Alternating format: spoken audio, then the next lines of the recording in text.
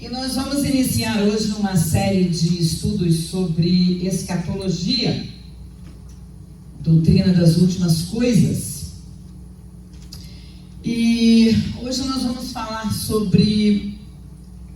Glória a Jesus. Tá bom assim? Eles estão puxando minha orelha, os meninos.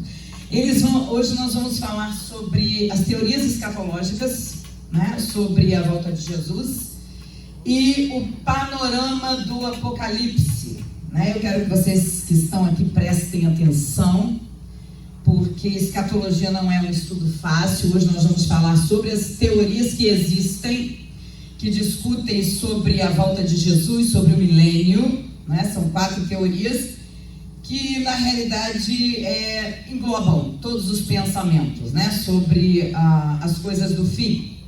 E vamos falar sobre o panorama do Apocalipse. Então, se vocês prestarem bastante atenção, vocês vão entender direitinho como funciona o Apocalipse.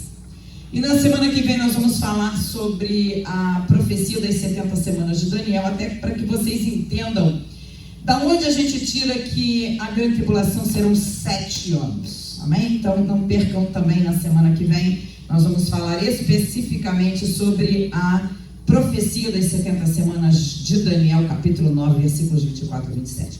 Mas vamos lá. Teorias escatológicas. Eu gostaria que você abrisse a vossa Bíblia em Mateus 24. Nós vamos ler alguns versículos de Mateus 24, apenas como introdução à palavra, né, dessa noite. Mateus capítulo 24, versículo 3, e depois o versículo 33 e o versículo 36. Mateus 24, versículo 3. Quem já encontrou pode dizer um amém. Amém. Diz assim a palavra do Senhor: E estando assentado no monte das oliveiras, chegaram-se a ele os seus discípulos em particular, dizendo: Dize-nos quando serão essas coisas, e que sinal haverá da tua vinda e do fim do mundo.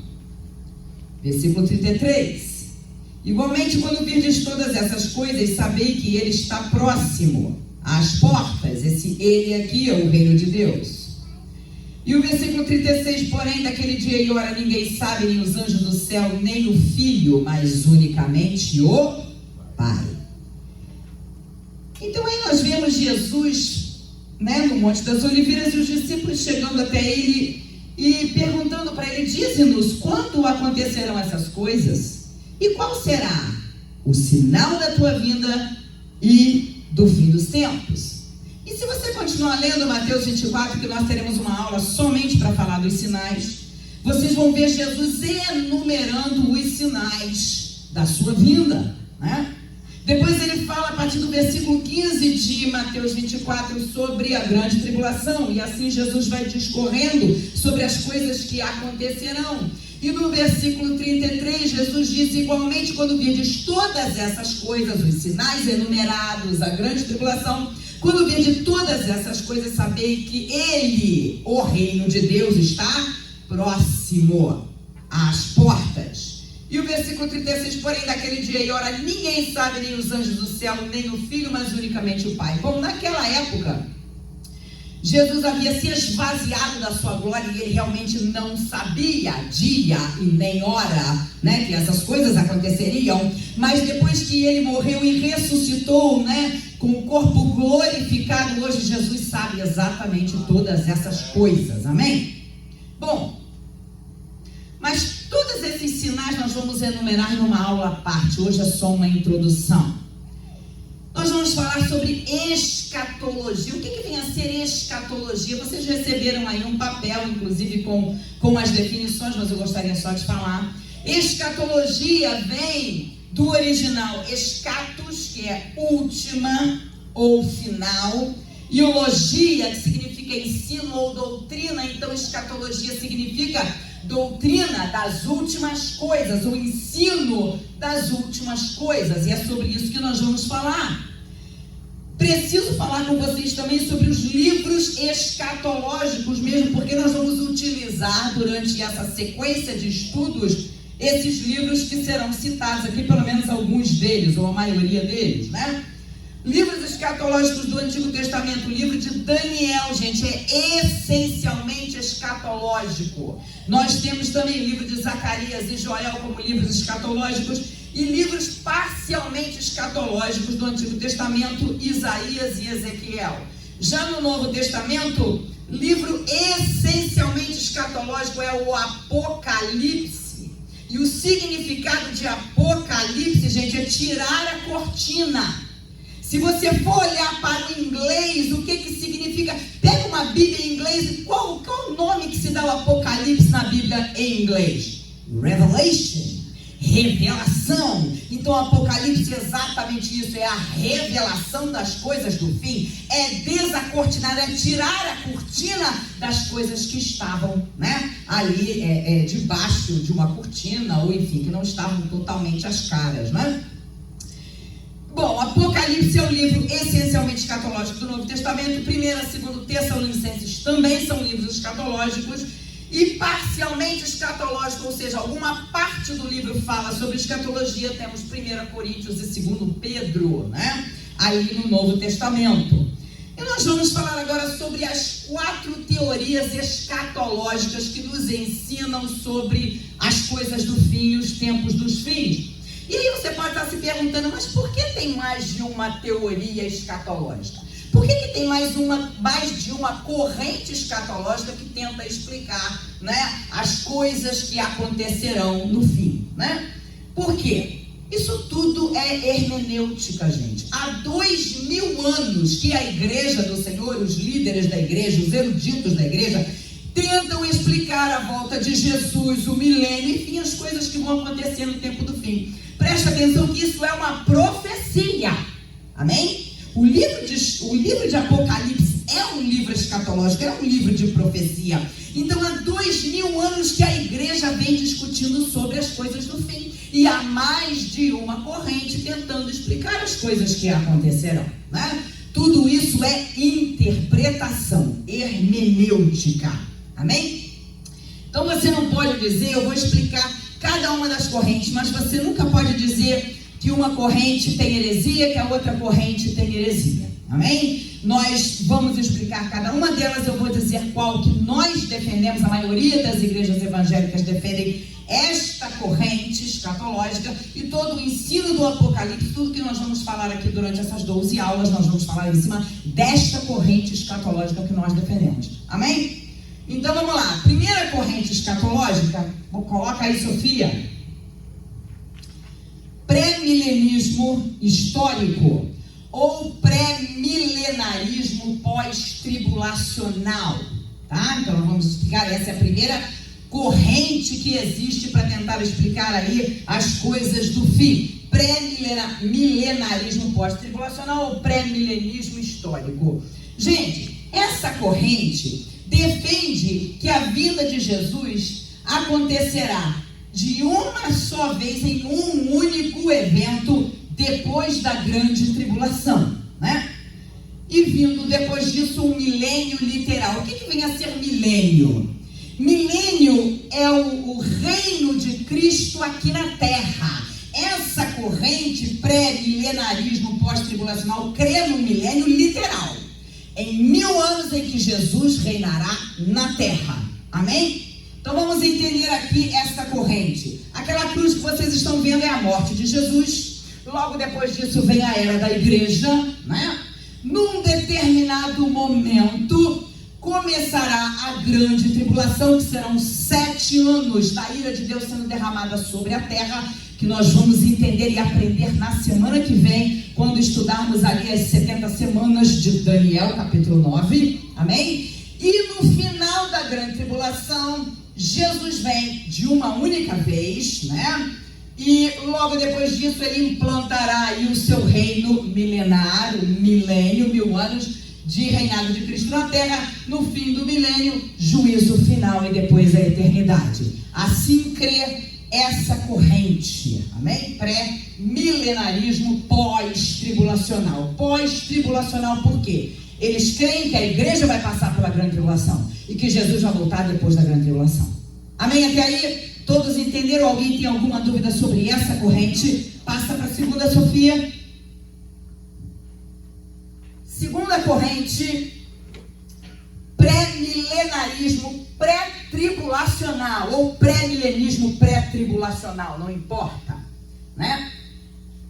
Nessa corrente, a segunda vinda de Jesus se dará em duas fases. A primeira para o arrebatamento da igreja, vocês estão vendo aqui, segunda vinda para arrebatar a igreja, antes da grande tribulação, por isso pré-tribulacional. Vocês estão entendendo aqui o que eu estou falando? Prestem atenção para não confundirem. Então esta corrente crê que a segunda vinda de Jesus se dará em duas fases. A primeira fase será para arrebatar a sua igreja e a segunda fase será depois da grande tribulação. Amém? Para pelejar contra Satanás, contra o anticristo, seus exércitos estarão lá massacrando o povo judeu no final da grande tribulação. Vindo logo depois disso, um milênio literal. 1000 anos, quando eu falo milênio literal, gente, são 1000 anos de reino de Cristo na terra. Jesus vai reinar na terra durante 1000 anos. No final dos 1000 anos, juízo final e então eternidade. A cruz significa a morte de Jesus, era da igreja até a grande tribulação. A igreja é arrebatada antes da grande tribulação. 7 anos de grande tribulação. Jesus volta para pelejar pelo seu povo. Milênio de Cristo, milênio literal, 1000 anos de governo de Cristo na terra, juízo final e eternidade. Alguém tem alguma dúvida? Pode falar. Ah não, você fez assim, eu achei que você tinha alguma dúvida. Pode passar, gente? Alguém tem alguma dúvida? Pode perguntar. Então vamos embora. Amém. Glória a Jesus. Sofia está me mostrando. Amém. Glória a Deus, entendi. Terceira corrente, pós-milenarismo ou pós-milenismo. Preste atenção nessa aqui, porque para eles a segunda vinda de Cristo vem uma vez só, né? Não é separada em duas fases, uma vez só depois do milênio literal. Mas essa corrente, ela é interessante porque, segundo o que eles acreditam, eles creem que a pregação do evangelho vai conquistar todas as nações.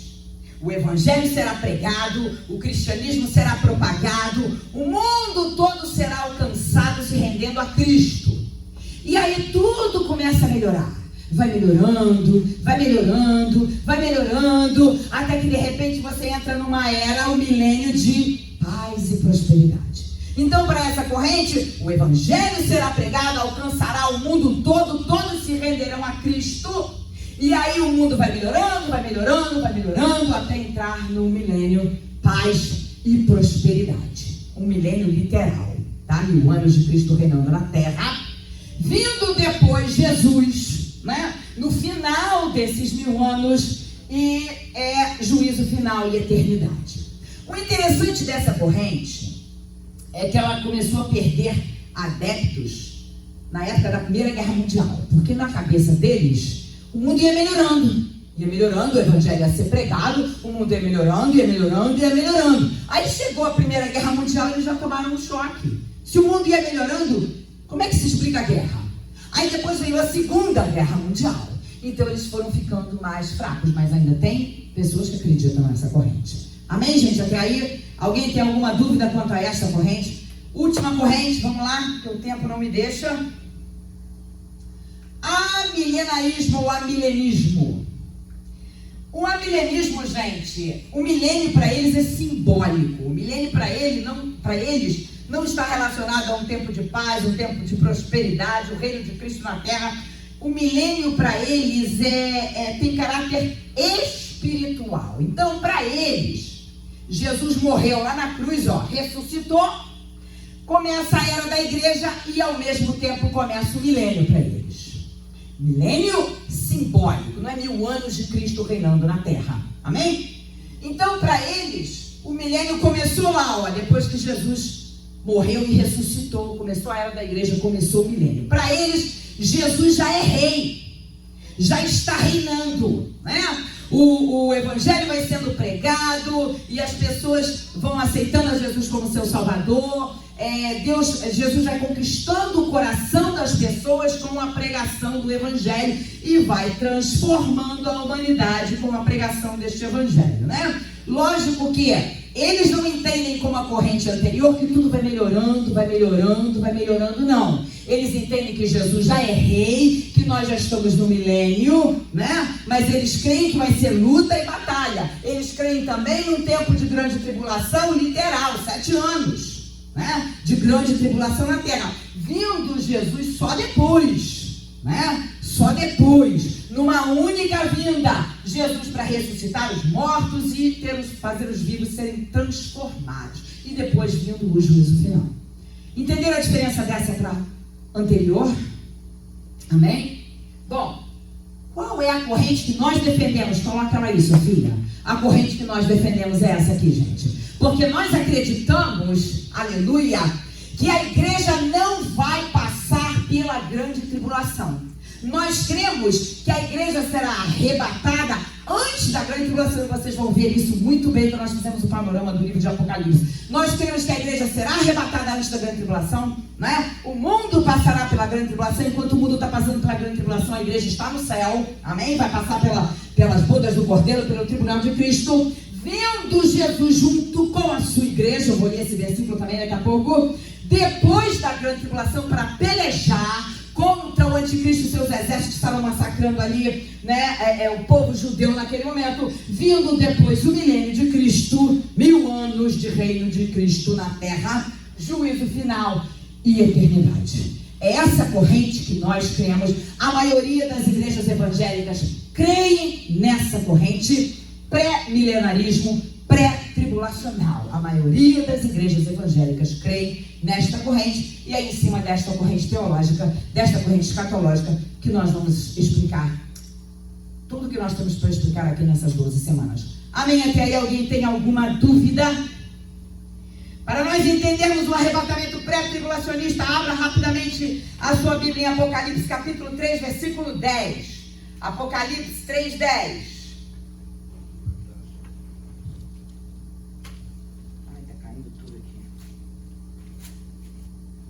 Apocalipse 3,10 diz assim, ó: como guardastes a palavra da minha paciência, também eu te guardarei da hora da provação que há de vir sobre todo mundo, para tentar os que habitam na terra.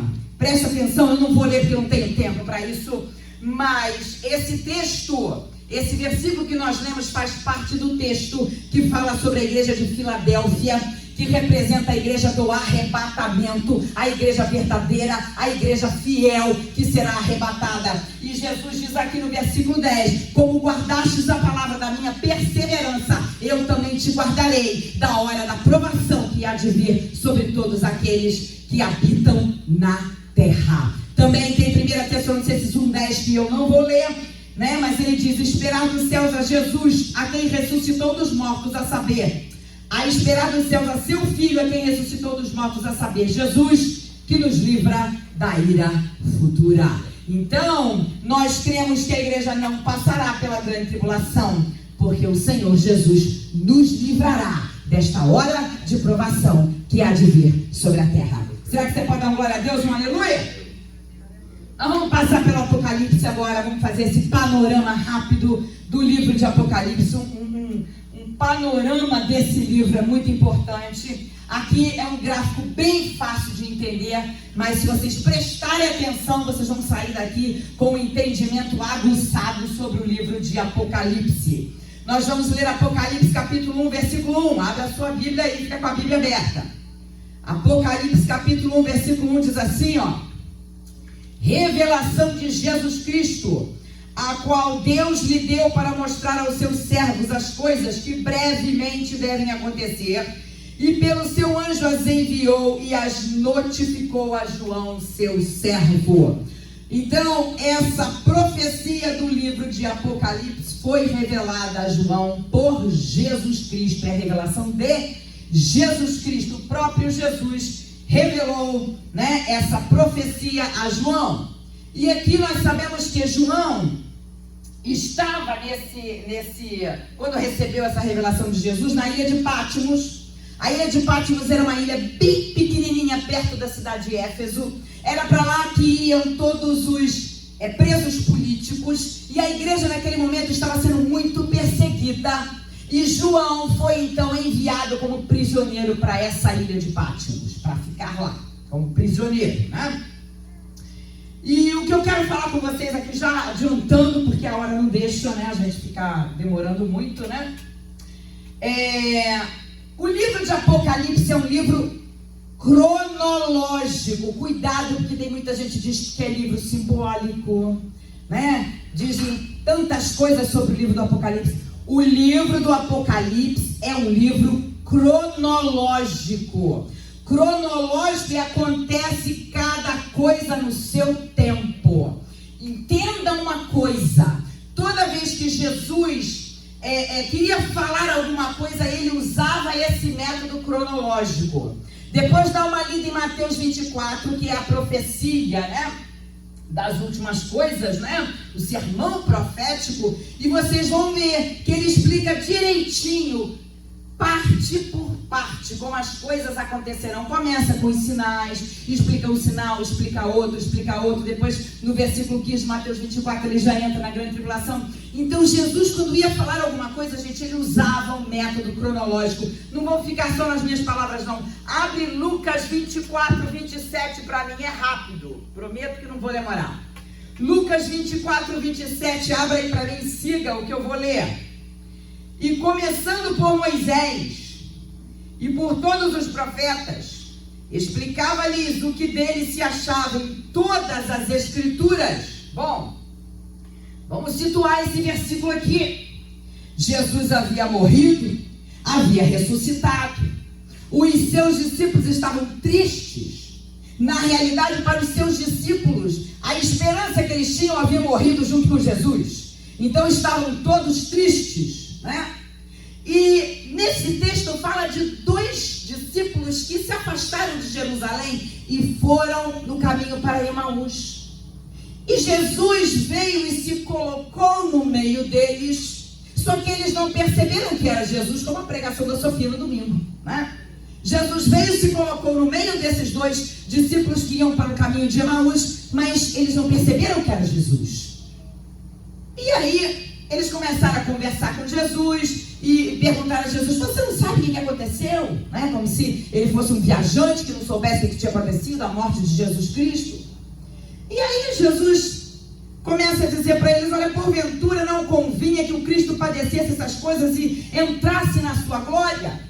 E Jesus começa a explicar para aqueles 2 discípulos que iam no caminho de Emaús a importância da sua morte e da sua ressurreição.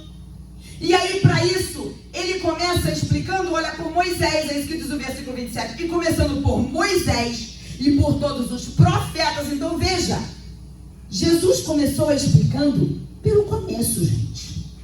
O que é Moisés? Moisés escreveu o quê?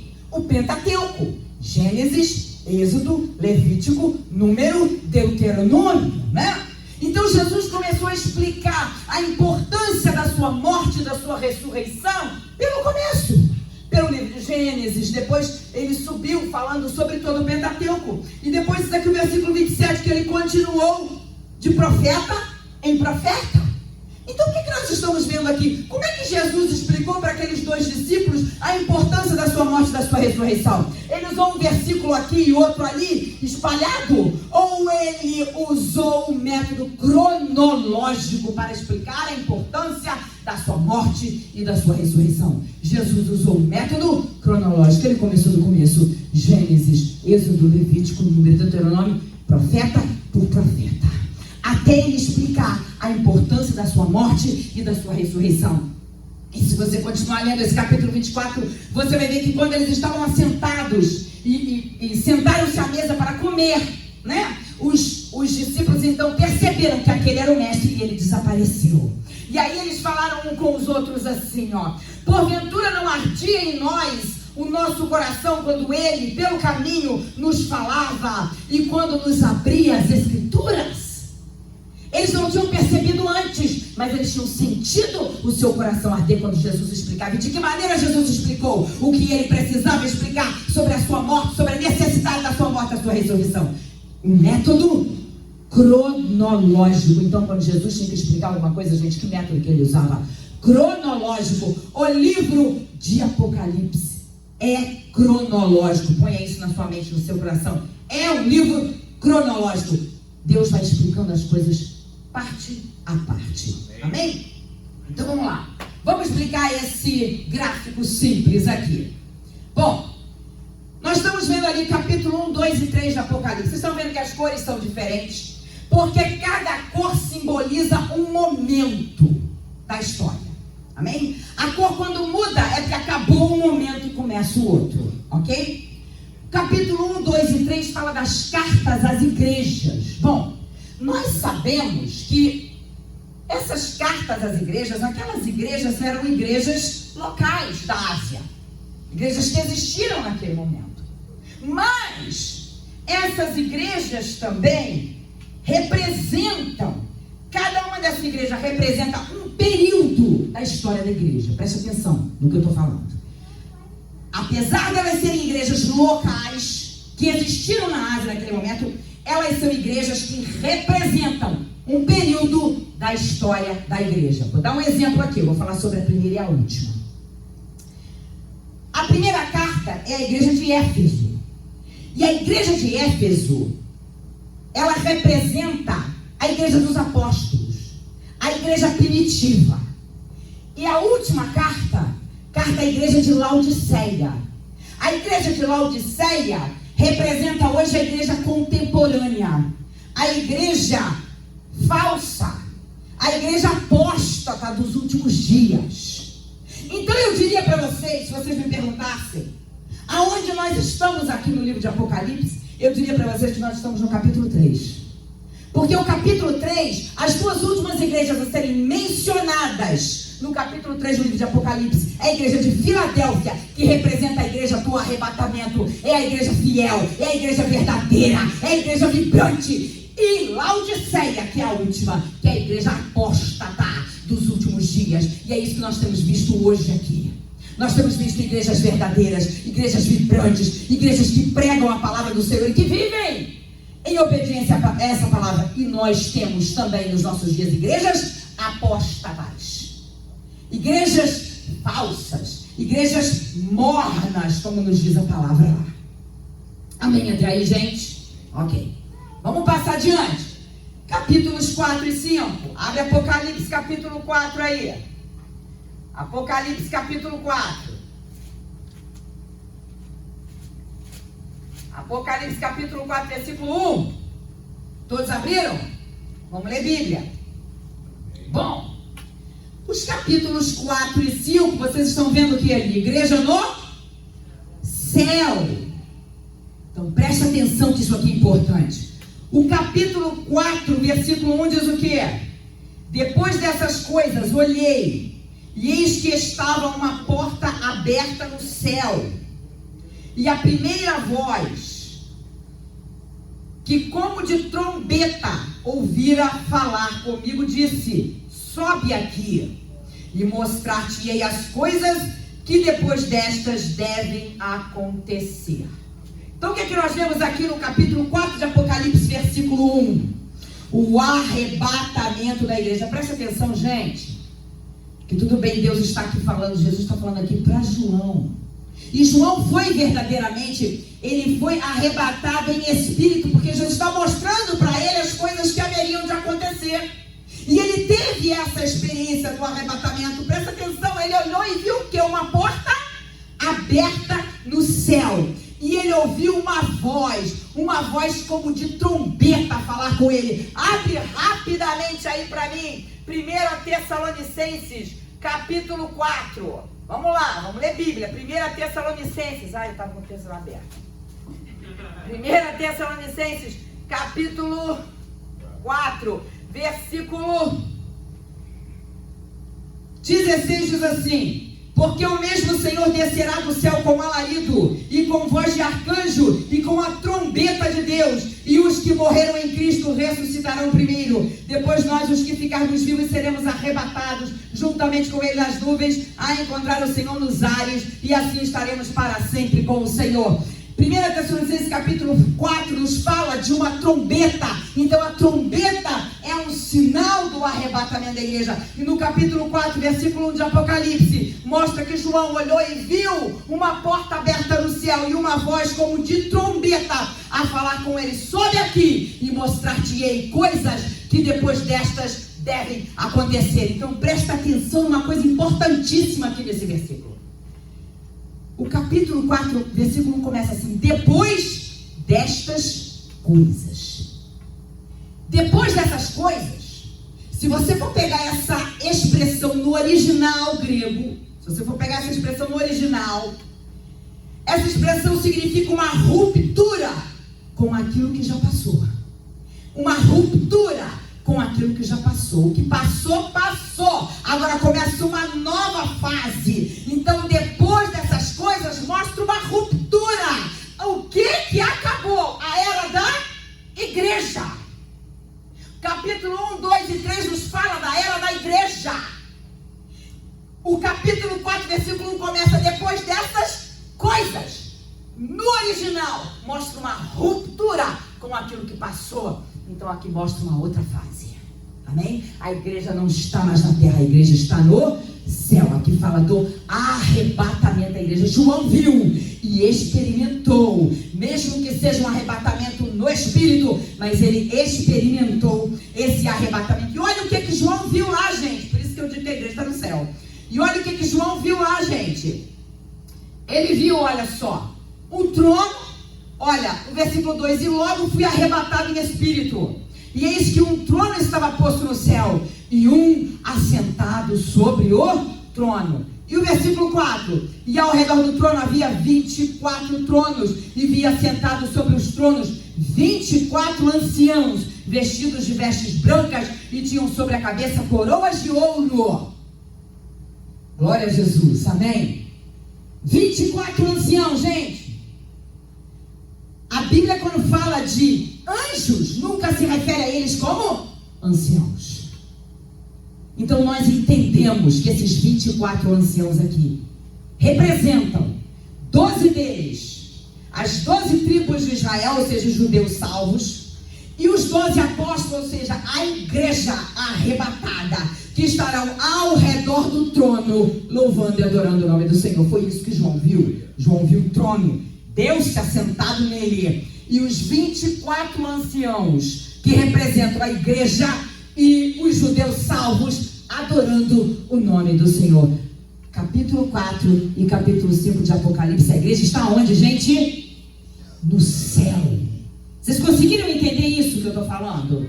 Amém? Conseguiram entender? Ou alguém tem alguma dúvida para eu poder passar adiante? Vocês estão muito calados, gente. Eu tenho que passar adiante. Amém? O capítulo 6 ao 19, gente, fala da grande tribulação. Dos capítulos 6 ao 19, fala da grande tribulação. Os capítulos 10 ao 14, que vocês estão vendo numa cor um pouquinho mais light, né? Lilás, digamos assim. Trata-se da grande tribulação, continua fazendo parte da grande tribulação, mas é como se Deus tivesse aberto um parênteses para ressaltar algum elemento importante que ele precisava de falar, né? Que ele precisava de mostrar alguma coisa importante que ia acontecer no meio da grande tribulação. Faz parte da grande tribulação, mas é como se fosse um parênteses, para Deus ressaltar algum elemento importante. Então o que será tratado nos capítulos 10 ao 14? Capítulo 10, João e o livrinho. Capítulo 11, as duas testemunhas do Apocalipse, né? Capítulo 12, a mulher, o dragão e Miguel, que vai batalhar contra o dragão. Capítulo 13, as duas bestas do Apocalipse, né? O anticristo e o falso profeta. E no capítulo 14, os 144 mil. Que às vezes as pessoas têm uma dúvida danada, que 144 mil são esses. Tem gente que acha que são só esses que serão salvos. Na realidade são 144 mil judeus, 12 mil de cada tribo de Israel, que vão pregar durante a grande tribulação. Amém? Até aí? Capítulo 6 ao capítulo 19, grande tribulação. No capítulo 6, gente, começa com a abertura dos 7 selos. E nós teremos uma aula para cada um desses elementos da grande tribulação. Uma aula só falando dos 7 selos, uma aula falando só das 7 trombetas, uma aula falando só das 7 taças da ira de Deus que serão derramadas sobre a terra durante essa grande tribulação. Amém? Então eu não vou explicar os 7 selos, nem 7 trombetas, não vou passar por isso agora, porque nós teremos aula específica sobre eles. Eu só vou dar uma pincelada agora nos selos para vocês. O capítulo 6 começa com a abertura dos selos. Tem gente que me pergunta, em que selo nós estamos, pastora? Vocês acham que nós estamos em algum selo? A igreja diz para vocês que aonde que nós estamos aqui no livro de Apocalipse? No capítulo 3, na era da igreja, né? Nós estamos ali, no capítulo 3, igreja Filadélfia, igreja de Laodiceia, uma que representa a igreja fiel, a igreja do arrebatamento, a outra que representa a igreja apóstata dos últimos dias. É ali que nós estamos. Vocês vão aprender na aula de semana que vem que a grande tribulação, ela começa com uma assinatura de acordo entre o anticristo e muitos. Está lá no livro de Daniel, capítulo 9, versículo 27. Amém? Não houve assinatura de acordo nenhum entre o anticristo e muitos. Não houve. Isso marcará o início da grande tribulação. E os 7 selos, o primeiro selo mostra um cavalo branco. Tem gente que acha que esse cavalo branco é Jesus, não é não, gente. Esse cavalo branco é o anticristo. Aí o segundo selo mostra um cavalo vermelho. O cavalo vermelho fala de guerra. O terceiro selo fala de um cavalo preto. O cavalo preto fala de fome. E o quarto selo fala de um cavalo vermelho. São os 4 cavaleiros do Apocalipse. Vocês devem escutar isso demais. O quarto cavalo, o cavalo amarelo, fala de morte. Então, quando começar a grande tribulação, vem o anticristo com uma falsa paz, porque ele vem como se fosse o político fantástico que veio trazer paz entre Israel e o sionismo, e Israel vai poder construir o 3º templo. E eles ficam todos alegres, e ele vem como se viesse trazendo uma falsa paz. Por isso que ele aparece aqui no cavalo branco. É falsa paz, gente. Mas atrás dele vem o quê? O cavalo vermelho da guerra, depois o cavalo preto da fome, depois o cavalo amarelo da morte. É isso que vai se seguir. E daí para frente outras coisas mais acontecem. Amém? Até aí? Capítulo 19, gente, Apocalipse. Abre lá rapidinho para mim, versículo 11. Capítulo 19 de Apocalipse, versículo 11. Amém? Diz assim a palavra do Senhor. Olha, vocês vão ver a diferença.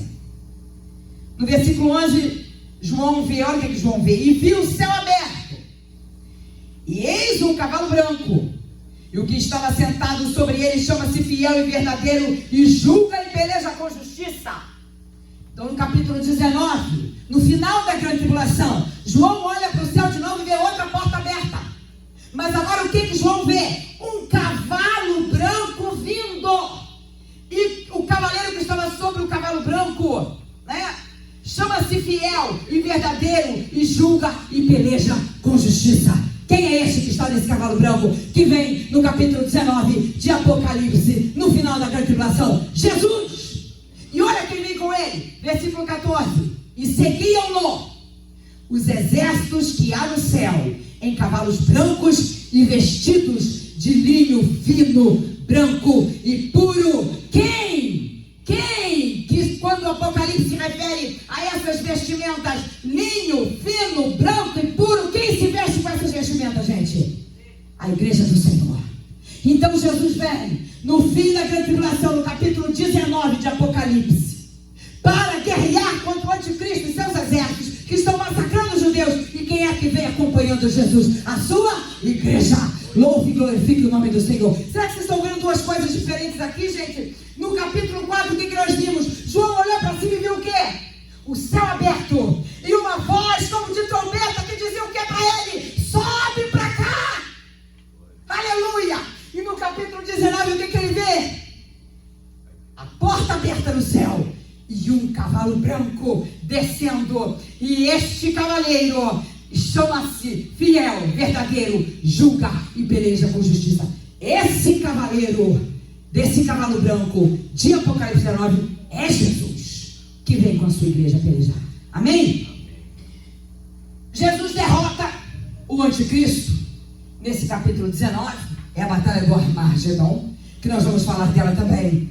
E ele implanta então o seu reino milenar. Vocês estão vendo aqui em amarelo, milênio. Milênio é capítulo 20 do Apocalipse. Então, no capítulo 20 vocês vão ver lá Jesus implantando o seu reino, o seu milênio. Satanás é amarrado por 1000 anos. Satanás vai ser preso por 1000 anos. Logicamente que aqueles que se arrependeram dos seus pecados na grande tribulação, aceitaram a Jesus na grande tribulação e conseguiram sobreviver à grande tribulação, vão entrar no milênio. Corpos normais. A igreja do Senhor que virá com corpo glorioso. Amém? Mas aqueles que sobreviverão à grande tribulação, né, que aceitaram a Jesus, vão entrar no milênio para reinar, né? Vão lá estar no milênio. No milênio, gente, vão ter pessoas normais que vão se casar, vão ter filhos, né? A população vai aumentar no milênio também. No final do milênio, Satanás vai ser solto. E vocês acham que porque ele ficou preso 1000 anos, mudou o caráter dele? Ele deixou de ser o enganador? Ele deixou de ser mentiroso, pai da mentira? Não. Ele vai continuar sendo o enganador. Ele vai continuar sendo o mentiroso, o pai da mentira. Ele veio para matar, roubar e destruir. E ele vai continuar dessa maneira. E vai enganar muitos no milênio. Aqueles que cresceram, que nasceram no milênio, que cresceram no milênio. A Bíblia diz que a pessoa que morrer com 100 anos vai morrer jovem no milênio. Ele vai enganar muitos. Porque as pessoas nasceram, cresceram, nunca foram tentadas. Porque Satanás estava onde? Preso no abismo. Estava lá, preso. Ele vai ser solto. E vai enganar muitos. E vai levantar uma multidão de pessoas para se rebelarem contra o Senhor. Mas ele vai ser derrotado. Ele vai ser derrotado no final do milênio. Então, ele vai ser derrotado. E vem então o juízo final a partir do versículo 11 do capítulo 20. O grande trono branco, o juízo do grande trono branco, né? E comparecerão a esse juízo do grande trono branco todos os perdidos, desde Adão, todos os seres em corpos normais que chegaram até o fim do milênio vivos, né? Aqueles que não caíram na tentação de Satanás vão ficar do lado de Jesus. Aqueles que caíram na tentação de Satanás vão ficar do lado de Satanás, vão ser julgados, né? E haverá então justiça na terra, né? Haverá justiça, então será decretada a justiça de Deus para todos ali no juízo final. Logo depois disso, capítulo 21, capítulo 22, novo céu, nova terra, nova Jerusalém. Nós vamos falar sobre cada um desses temas com mais profundidade no decorrer do estudo, né? Cada terça-feira nós temos um tema para falar. Eu gostaria de terminar, meu tempo já acabou. Eu gostaria de terminar lendo Apocalipse 22. Abram lá comigo. Apocalipse capítulo 22, versículos 18 e 20. Apocalipse 22, versículos 18 ao 20. Quem já encontrou, diga amém. Amém. Que diz assim, ó: porque eu testifico a todo aquele que ouvir as palavras dessa profecia, da profecia deste livro, que se alguém lhes acrescentar alguma coisa, Deus fará vir sobre ele as pragas que estão escritas neste livro. E se alguém tirar quaisquer coisa do livro dessa profecia, Deus tirará a sua parte da árvore da vida e da cidade santa que estão escritas neste livro. O que nós aprendemos com isso aí, gente? Isso aqui é muito sério. Isso aqui é uma advertência para todos aqueles que estudam, que leem o Apocalipse. É uma advertência. Tem muitos que zombam do livro do Apocalipse. Tem muitos que dizem que isso aqui não tem nada a ver. Ou isso é só um simbolismo, ou coisa desse tipo. Cuidado, gente, porque isso aqui é uma advertência da palavra do Senhor. Leia o livro do Apocalipse, estude o livro do Apocalipse, mas com reverência. Amém? E o versículo 20 diz assim, preste atenção: aquele que testifica todas essas coisas diz, certamente cedo venho. Amém? Ora vem, Senhor Jesus. Será que você pode dizer para Jesus agora: Maranata, ora vem, Senhor Jesus? Nós estudamos o Apocalipse, gente, para a gente saber exatamente como as coisas acontecerão e como nós devemos nos portar para quando a trombeta soar, nós estejamos preparados para sermos arrebatados para encontrar o Senhor nos ares. Porque este dia está próximo. Nós teremos uma aula só de sinais e vocês vão entender como esse dia está próximo. A gente vê tanta coisa acontecer. Eu acho que é por isso que as pessoas me perguntam: não, qual selo que nós já estamos? Nós estamos em algum selo, gente? Não. O primeiro selo que aparece no capítulo 6 de Apocalipse mostra o anticristo. Vocês vão aprender semana que vem o estudo da profecia nas 70 semanas. Quando começa a grande tribulação? Com a assinatura do acordo de paz entre o anticristo e muitos. Então entenda isso no nome de Jesus. Entenda essa palavra. E olha só, a palavra do Senhor em Apocalipse capítulo 1 diz outra coisa interessante. Bem-aventurado, capítulo 1 versículo 3, olha só, importante. Bem-aventurado aquele que lê e os que ouvem as palavras desta profecia e guardam as coisas que nela estão escritas, porque o tempo está próximo. Bem-aventurado, Deus derrama bênçãos sobre aqueles que leem e sobre aqueles que guardam as palavras desta profecia. Amém? Então leiam o livro de Apocalipse.